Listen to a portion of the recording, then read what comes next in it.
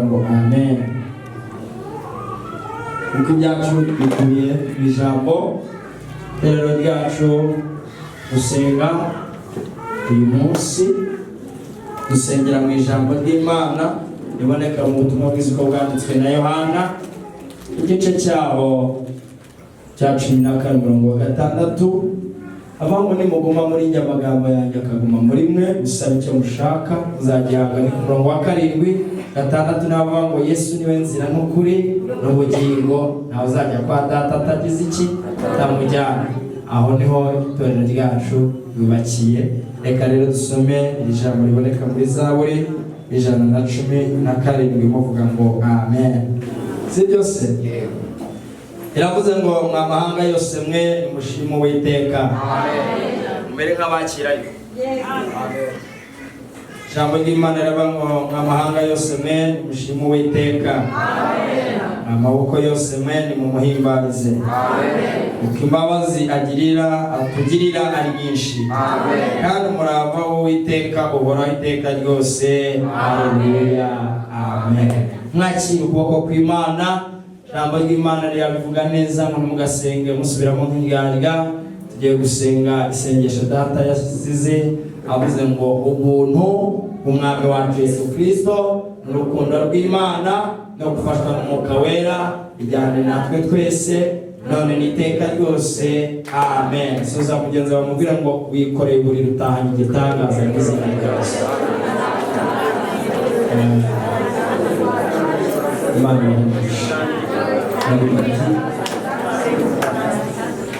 Musuzanye kandi korali twabwize natwe kuwa mbere korali isoko y'ubugingo izabasura kuwa mbere.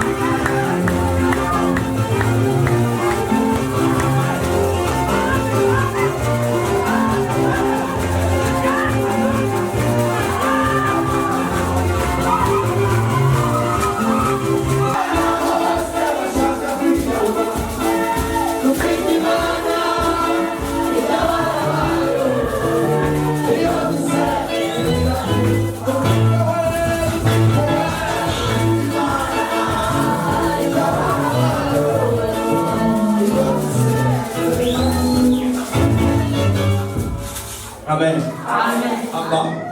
Twakire pasiteri arasoza kutugira mu mwanya mwiza.